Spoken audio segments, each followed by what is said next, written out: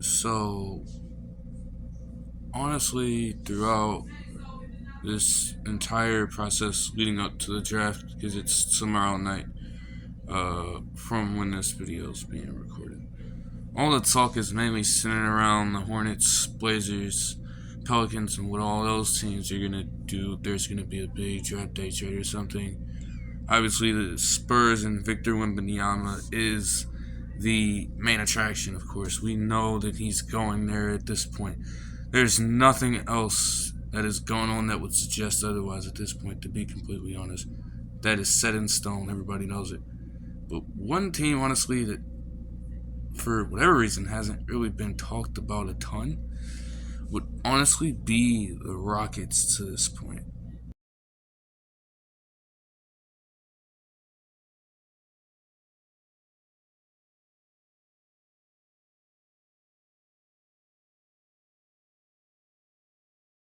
I mean, obviously, the Rockets have been bad for quite the long time now, or at least it feels that way. It's only been like the last few years, of course. And I mean, like they're still building that young talent, and honestly, all they can do is just continue to do so in the draft. But I mean, going back to how all of that even transpired, I mean, first of all, you got to look at the coaching from when they started being like really garbage shit to now what it looks like for the future. Because Steven Silas, honestly, I feel like Steven Silas wasn't really a bad coach, but obviously he was put in a very compromising situation. What coach would really succeed with a team going through what they went through in when he took over as the interim, and then leading into his time after that? It's kind of hard when you have such a young roster, and not to mention like he is a was a first year. And every head coach in their first year is gonna have their struggles. Okay, let's just it happens. Like that's with every sport. It doesn't really matter, you know. Like it's rare that you see a first year head coach anywhere succeed. But following into that, I guess he could just never really get it going. To be completely honest, you know what? That's quite fine.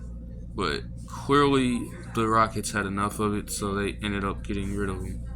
Um, you know, like Silas, obviously, like honestly, the main issue with him, honestly, comes down to adjustments. I mean, obviously, as a new head coach, obviously the struggles are there anyways. And I guess some of the players never really had their uh, entire trust and faith in him as a coach, but most of that comes down to like, okay, what are you seeing on the court? What are you seeing that's going wrong exactly?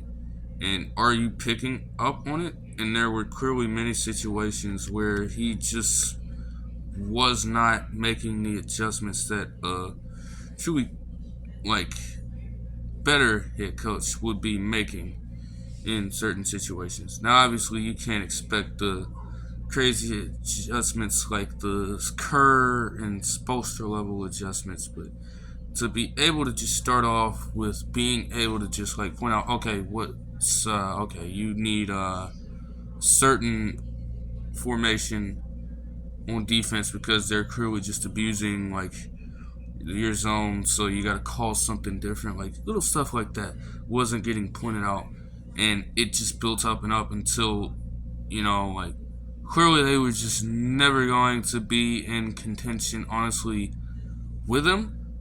Now that's not only, and that's not totally his fault because honestly, the roster around him too. I mean, God, I don't even have to. I don't even have to run through it again. I don't even want to put people through that torture. They clearly were never going to have a chance. It was just a bad mixture of things.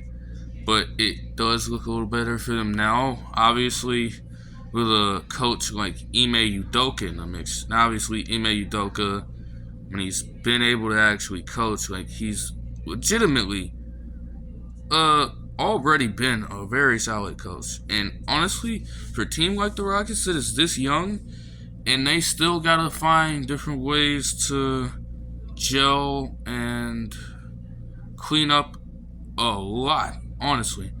Like the whole house has to retool and things of that nature. In that situation. So like Udoka is a perfect head coach for the team, to be honest. They just gotta, he'll definitely get the most out of the younger players.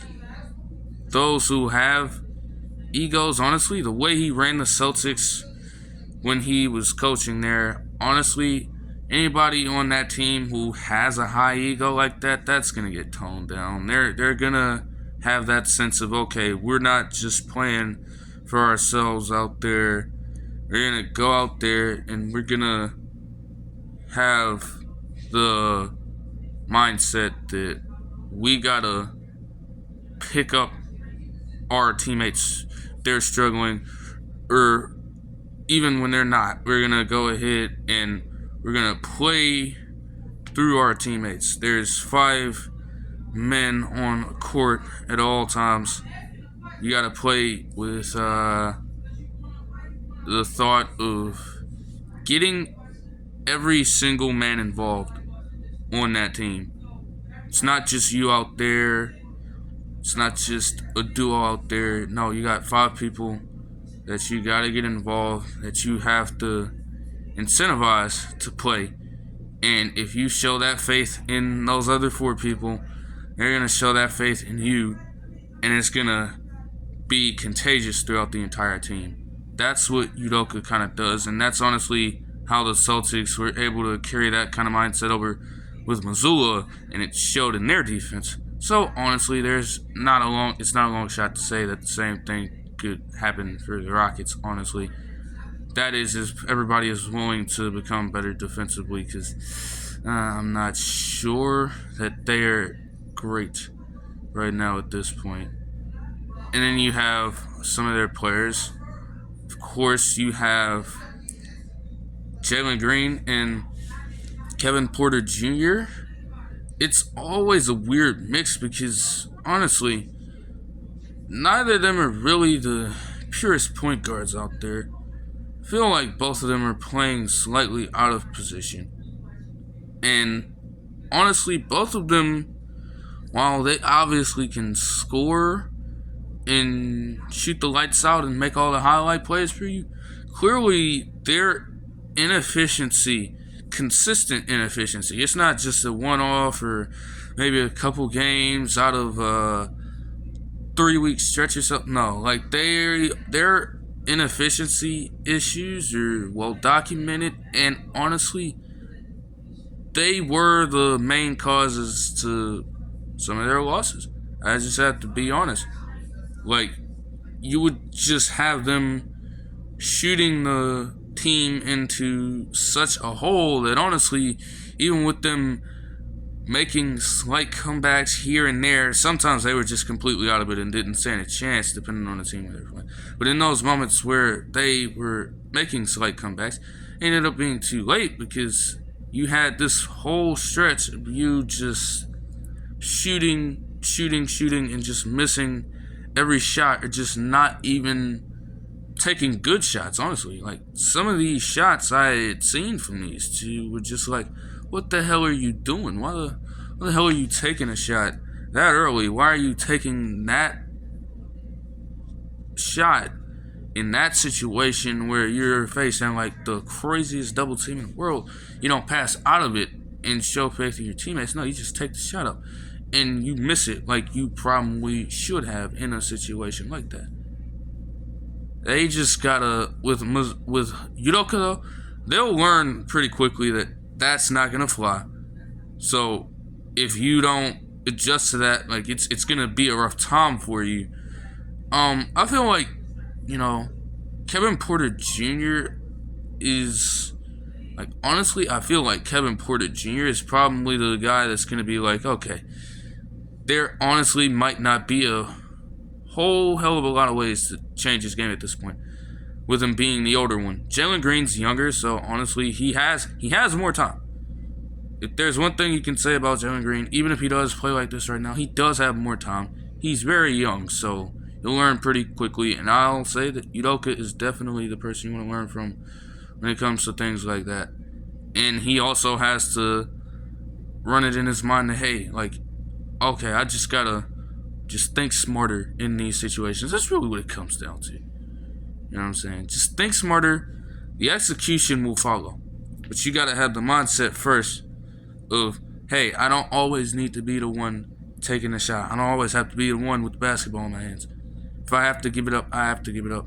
And there's really nothing I can do about it except making the right decision and making the right play to lead to the subsequent basket or things of that nature. Obviously, you have the athletic freak in Kenyon Martin Jr. Honestly, I'll say his shooting is his weak point. Jump shooting. I mean, that's nothing simple. Just run through it with your trainer. Honestly, that's a simple fix if you put in the effort. Yeah, fucking Ben Simmons. Yeah, Ben Simmons, I'm talking to you. Fucking, just put in a little effort. Your jump shot will eventually get there, especially with you being a small forward. And then you have the front court duo of Jabari Smith Jr. and Alperen Sengun. Sengun is honestly, Sengun has got to be, honestly, at this point, I'll say he's one of the better rising centers in the Western Conference right now. I'm not going to say he's one of the best centers in the Western Conference right now. Obviously, Jokic and a few others have that, but he's definitely making his way up there. He can do a pretty similar thing for the offense that Jokic does, honestly. And you have certain people like Anthony Edwards, even after the Timberwolves played the Rockets at a point in the season, saying that they should probably build the offense around Sengun. And honestly, he does have that capability. So I feel like Sengun is honestly good off. Maybe you want him to improve his stretch shooting a little bit. And he does play defense in a slightly weird manner, but he's not terrible at defense.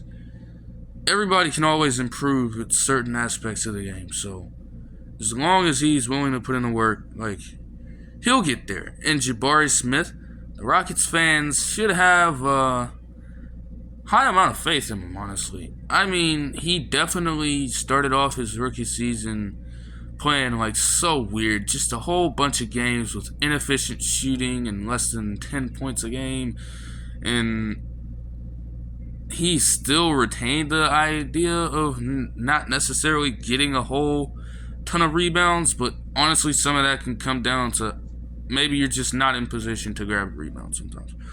But he definitely stepped it up later on in the season. And he went on a little bit of a tear. So if he can carry that momentum a little bit, along with learning new things, because the thing is, again, when it comes to a player like Jabari Smith Jr., utilize your size. They would utilize him mostly as a jump shooting, a jump shooter, basically, a sharp shooter, a stretch four. When, honestly, he's not necessarily, in terms of weight, he's not necessarily big, but you want him to get a bit more exposure playing in the paint. You don't want to have him being like a Michael Porter Jr. necessarily, being relegated to the corner all the time. You want that big body in the paint helping you grab rebounds at times, and if putbacks are needed, then hey, get the putback. But you want to get a player like that more involved. And Jabari Smith is also a player that's incredibly young. So he'll learn how to get things like that going too. But, just incorporate him a little more into different plays where he finds himself in the paint at some point. maybe as a cutter. He doesn't necessarily have to do pick and rolls. That's Schengen's thing. You know, Schengen has that on lock. But if you can use him as a more of a cutter, or even sometimes just get him straight, like just have him straight right in the post. In certain games, like obviously in many scenarios, you know, like there are going to be some teams you face with power forwards. Like if you're facing the Bucks with Giannis on their team, having to guard Jabari Smith, yeah, there's no fucking chance he's playing in the post. Giannis is going to just absolutely have fun with that. It's not going to be a good time for Jabari Smith at all. So you definitely want to make the calculated decision when it comes to, okay, when are we going to play him in the post? Against what teams are we going to put him in the post against their power forward? I guess with all that being said and all their young talent, at least from the starters, I mean, like their bench, you know, like they have a few, like honestly, Tari Eason from last year's draft is definitely somebody they want to keep. I feel like some of the other pieces, they're probably a little expendable, to be completely honest. Like, you can still find other ways to get talent in this draft. And I think the best thing for them to do with this upcoming draft, with the given situation they're in, like, hey, you know, they're in a rebuild, but like they do have a fair amount of pieces that they would like to keep, and they're in a position where a coach like Udoka can instantly make this team a better performing team in the upcoming season, to the point where they're not going to necessarily, maybe they don't make the playoffs with Udoka yet, but they're not necessarily one of the worst teams in the fucking league either. Maybe play-in contention, at least, is what the Rockets are shooting for. And I think if they can do that, it'd honestly be fine with that. But I guess one way they can improve through the draft, I think getting a backup power forward or center that can legitimately like give you good production off the bench.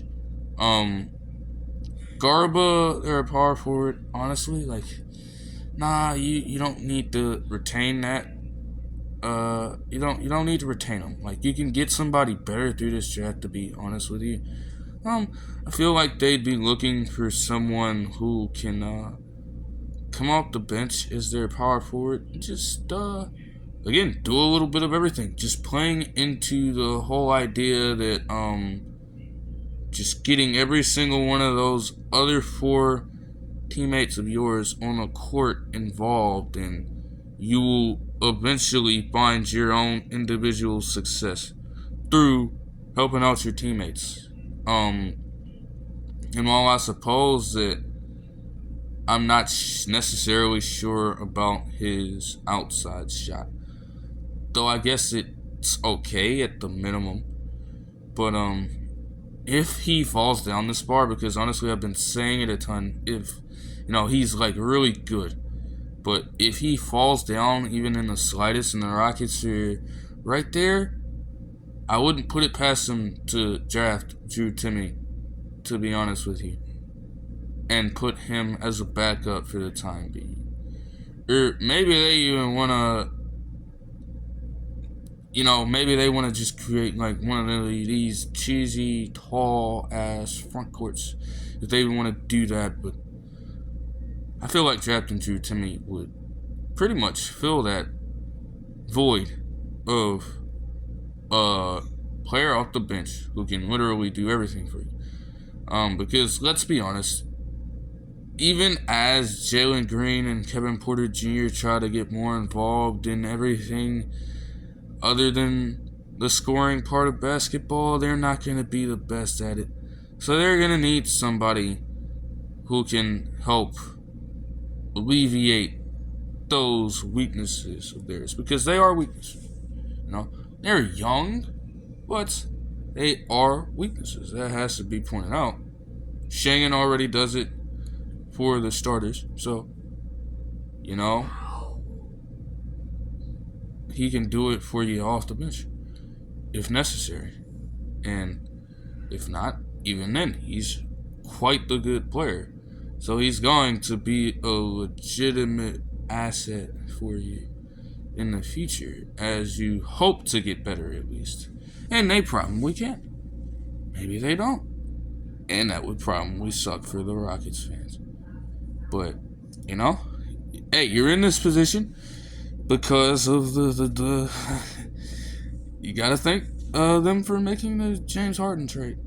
That's why you're in this position, to potentially get all this talent, and you have all this young talent already because of James Harden and his choice to leave.